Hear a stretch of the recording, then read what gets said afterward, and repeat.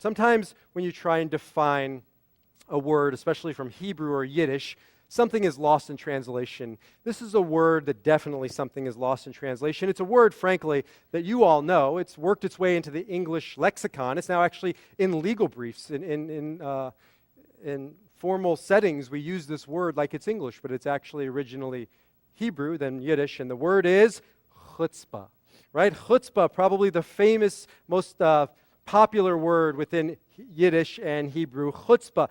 The problem is when you try and translate it, again, something is lost. I've heard translations as audacity, brazenness, arrogance, guts, insolence, but all of those, again, there's something lost. So instead of defining it, let's use it in a context. And if you Google example and chutzpah, here's the first one you get. This is the traditional one. What is chutzpah? Chutzpah is a young man killing his parents, don't try this at home, and throwing himself on the mercy of the court, saying, "But judge, I'm an orphan." Right? That's chutzpah. Guy Kawasaki, Steve Jobs' original marketing man, says, here's chutzpah. Chutzpah is calling up tech support to report a bug on illegally downloaded software. That's chutzpah. Here's my favorite example of chutzpah. Comes from the legendary Hollywood agent Swifty Lazar.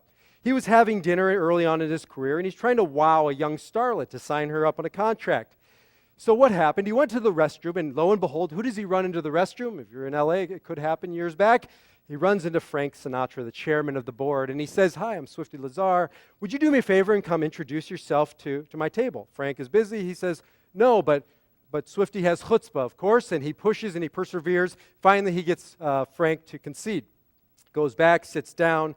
Thereupon, in full view of the entire room, Frank Sinatra makes his way over to Swifty's table. "Hi, Swifty," said Sinatra, extending his hand. "Not now, Frank," said Swifty. "I'm busy with a client." Right? Chutzpah is chutzpah. There's no way to translate it.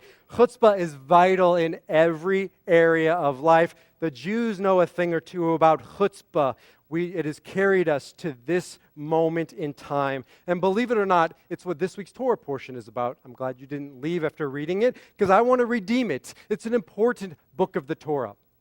We begin it today. Every week we read a different Torah portion. Today we began the book of Vayikra, Leviticus. As I said, I wish you were here for the past few months. Genesis, Exodus, a very different message and mission. And you can't understand Leviticus unless you understand Genesis or Exodus. So let's remind ourselves. Let's remind ourselves what happened today, because it seems like, and I hear it all the time, that this is typical, archaic, meaningless religious nonsense. And I can understand that at first blush. If you read it, what did we read today? It's about the sacrificial system, right? It's about God on high. God is king, all-powerful, and we're weak. We're down below, right? I keep hearing Wayne's World. We're not worthy. We're not worthy. And so what do we do because we're not worthy? We offer up sacrifices to God. It's like a barbecue on high. Forgive us. We're weak. We're not worthy. Take us back into your arms. And it's easy to think that. It's easy to think that this is about being powerless, and God is all-powerful, and so we just acknowledge that through these pathetic sacrifices. But that's not the way it was supposed to be. Genesis was a totally different tale. Remember Genesis.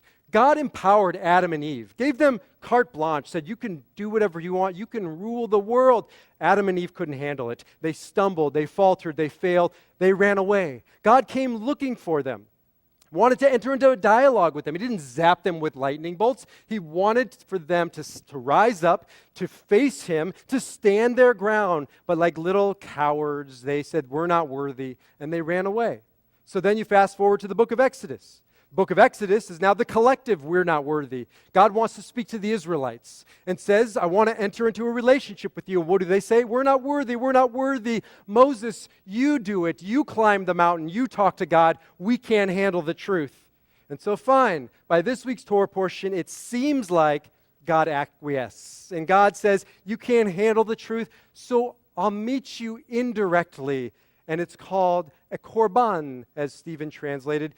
It's not really a sacrifice. It was their way to draw close to God. For them, it was a sacrifice with an animal. For us, it might be prayer. There's a million different ways that we attempt to face God indirectly, because oftentimes we feel so unworthy that we can't handle the truth.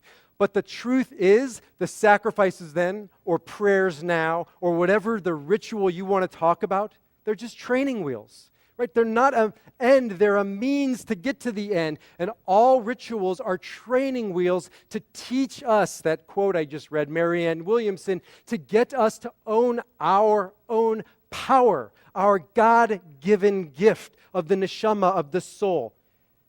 So what does it mean to be God-fearing? We should be God-fearing, but that doesn't mean quaking in our boots. The Kutzker Rebbe, a great master in Judaism, said, to be God-fearing doesn't mean you fear God. It means you refuse to fear anything, anyone else. To be God-fearing means you only fear God. It means you fear no man, no woman, no situation, no impossibility, no impediment, no challenge. Like Diane said, no brick wall. They are all there to test us. The question is whether or not we have the power to overcome that brick wall, whether or not we have the chutzpah, the audacity to stand in front of the Creator and said, bring on more. I will not stop until I see this through. That is the message of Leviticus, to own your power and not to outsource it to some man, to some woman. As a teacher of mine, Dennis Prager, says, the 11th commandment in the Torah is Jews don't buy retail. Right? We don't buy retail. We go straight to the manufacturer. That's who we are. That's what we do. We don't buy retail. We don't outsource our power to middle management. We go straight to the top. There's a great book out there. It's called, written by a Jew, of course, There Is No Messiah, You Are It. So act like the Messiah, be the Messiah, go out into the world with your messianic complex and right the wrongs and fix what is broken and bring light to a darkened world. That's what we have been about since the beginning of time. We are B'nai Yisrael. We are God wrestlers. We are warriors of spirit. We are a people who have owned our power, and with that comes chutzpah. Chutzpah, like what I just saw this past week. For many of you, I've blogged about it a few times. You know, I was in Washington, D.C. with 13,998 other Zionists. Not Jews, Zionists of all walks of life. African Americans, Latino Americans, evangelicals, Catholics, you name it, they were there. If you believe in Israel, if you support Israel, then you go to the AIPAC Policy Conference. AIPAC is not a partisan group. AIPAC is the only bipartisan pro-Israel lobby in this country. Israel is Democrat, and it's Republican, and it's liberal, and it's conservative. The common denominator there is that these are people who believe in Israel's right to exist and have the chutzpah to show up and advocate for it and learn about it and speak about it. It takes chutzpah in this day and age to be a Zionist, and that's what we were there to do. You'll join me next year, by the way, March 3rd through the 5th. It is the best bang for your buck you can get in regards to Zionism, short of going to Israel, but it is an amazing shot in the arm of what Judaism and this little state is all about. There's always a million takeaways from the AIPAC Policy Conference, not the least of which is Israel is the country of chutzpah in this world. It takes chutzpah to hold a dream for 2,000 years, being outside of our land, holding a dream that we can return to our God-given homeland, and to hold that dream and to see it through. That takes chutzpah. It takes chutzpah to be a state for 65 years and never know a year without being pummeled by rockets and terror and war, and yet to not succumb. It takes chutzpah, right, to not be driven into the sea as the enemies of Israel want for her. It takes chutzpah not to become a war-torn Bosnia or Chechnya for having known so much war. It takes chutzpah to be the 97th smallest country on the planet Earth, right? Think about that. Azerbaijan is bigger.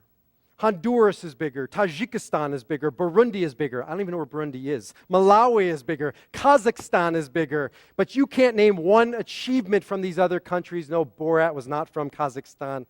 You cannot name one achievement of these other countries. I can't. And yet, almost the 100th smallest country in the world has just some of these to show for its chutzpah. Israel has the highest ratio of university degrees in the world. Israel produces more scientific papers per capita than any other country in the world. Outside of the U.S., Israel has the largest number of startup companies in the world. There are more startup companies in Israel other than Silicon Valley. There are more than anywhere else in the world. Right? This is, by the way, a country of 1/1000th of the world population. Israel has a $100 billion economy. Do you know what that means? It means its economy is bigger than all of its neighbors combined. Israel has the highest average living standard in the Middle East. Israel ranks number 2 in the world, right behind the U.S., for venture capital. Israel has the highest number of high-tech companies in the world.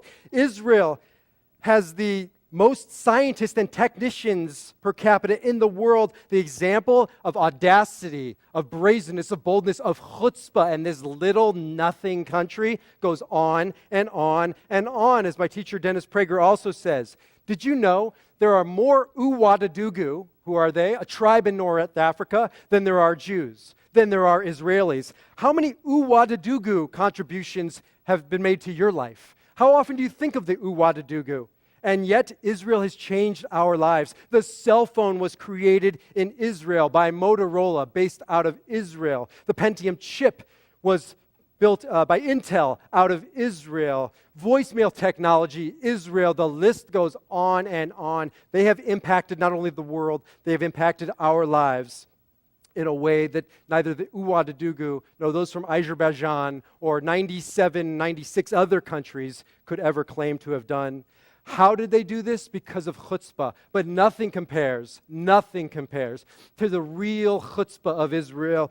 Israel, the Jewish homeland, holds as its core mission to tikkun olam, to fix a broken world. They have the chutzpah to think they can do it. They have the chutzpah to be chipping away at it slowly. And they have the chutzpah to believe that that's what they will do. There are so many awesome experiences at the AIPAC Policy Conference. You can go listen to strategic happenings in the Middle East. You can happen to defense happenings. I like to go to those that revolve around tikkun olam or startup companies and entrepreneurship and inventions. One of the lectures I went to was Israel as first responders around the world. When there's a disaster in the world, who are one of the first countries to show up? Israel. After 2010 in the Haiti earthquake, 7.0 earthquake devastated Haiti, as we all know.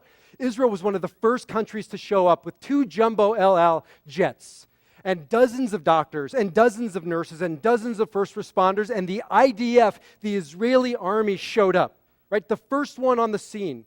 And what was so awesome about it, as I read in an article, chutzpah of the Israelis. They show up, they take over, and they say, here's what we need, here's when we need it, here's how we need it, here's why, get it for us, and we will save your lives. And that's what they had the chutzpah to do. And after the tsunami in Japan and Katrina here, they showed up first on the scene to lend their know-how to save lives. They were even willing to show up in Iran years back when there was an earthquake. They were ready to go help their enemies because they don't distinguish about helping innocents and civilians. That's what they do. Iran, however, turned them back. They would rather allow their people to die than allow the infidel like the Israelis to save lives. But that's the chutzpah of Israel. We say l'chaim when we raise our glasses high. This is a country that says l'chaim, to life, and has the chutzpah to see it through. There was another lecture I went to by a company called Israeli Innovation in Africa. It's a nonprofit, and their job is solely to take new Israeli technology developments to Africa. They showed us a picture of Africa before they got there, and it was a darkened country. 600 million Africans have never seen a light bulb. And yet the Israelis have had the chutzpah to bring technology to them, to solar generated electricity. They've dug down into the aquifers to bring up water. You know, one of the biggest problems in African villages is that the women, and it's unfortunately the women, have to go out into the world 4 to 6 hours a day looking for water. Now they don't have to because of Israeli technology. It pumps water up through the electricity and the technology. Now these women are free to go back to school. They don't have to go fending and fighting for water. They have food security. They have security of their body, not having to wander the deserts for drink. Israeli chutzpah at the end of the presentation showed us that lights are popping up all over Africa because Israeli chutzpah to bring light to a darkened world. Israeli chutzpah. Here's ultimate Israeli chutzpah. Did you know every single country on planet Earth, the deserts are shrinking and we're running out of water? Every country except little Israel. Israel has created drip irrigation. Israel has a new company called Takadu. 25% of our water is cleaned, is prepped, is ready to go, and it is lost into the ground. 25%. All of those resources and that electricity wasted. Takadu is a company that puts software on existing technology and monitors from Israel when there's a leak in a municipality. So we watched real time. There were leaks in Johannesburg or Sydney, and they had real-time updates and alerting the municipalities, the governments, of what to do and how to do it. They are reducing water loss. They're bringing water to places that are drought-stricken, like California. The government of California has hired little Israel to reduce the drought, to eliminate the drought, to help that place flourish again. Israel is the only weather-independent country in the world. Israel's deserts are shrinking, and its availability of drinkable, potable water aquifers is growing. Here's another one, amazing one, El Minda.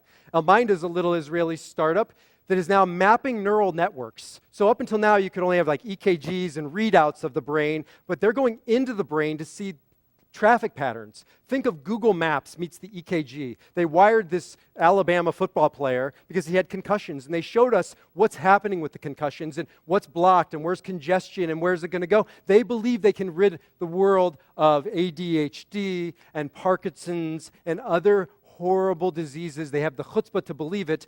I have the chutzpah to believe that they will see it through.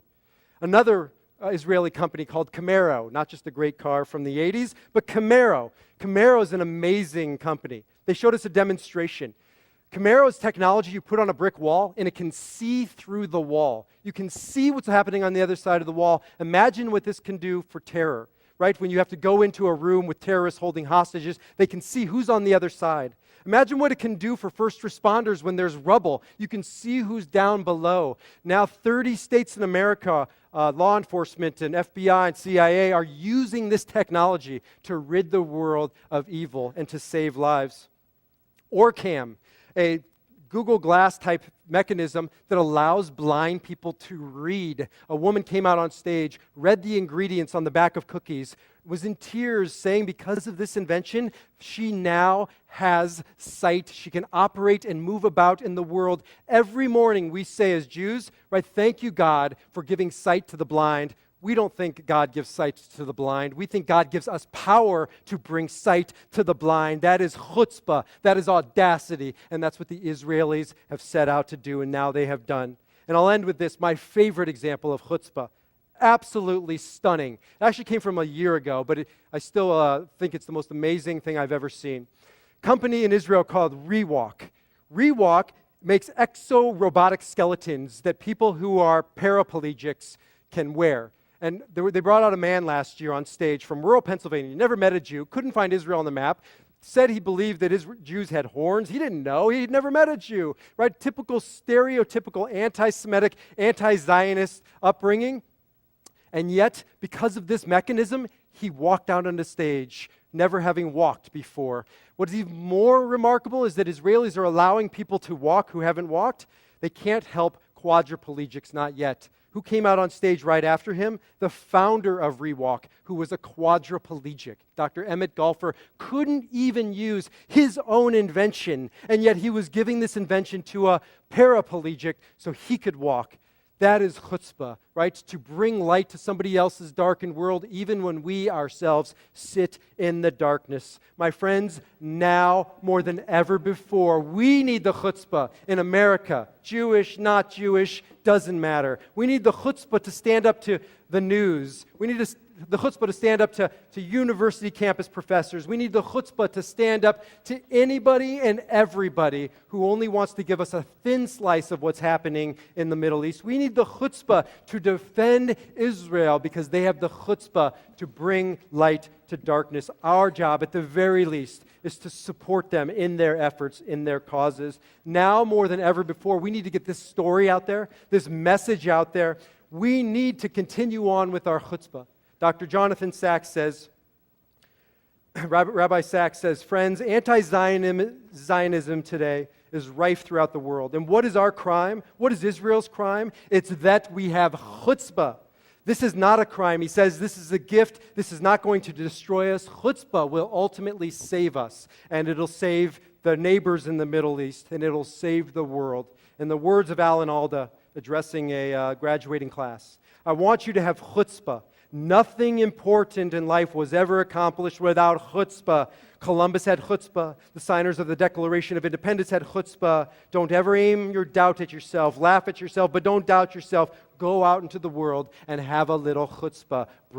Fix a broken world with that chutzpah too. Shabbat shalom.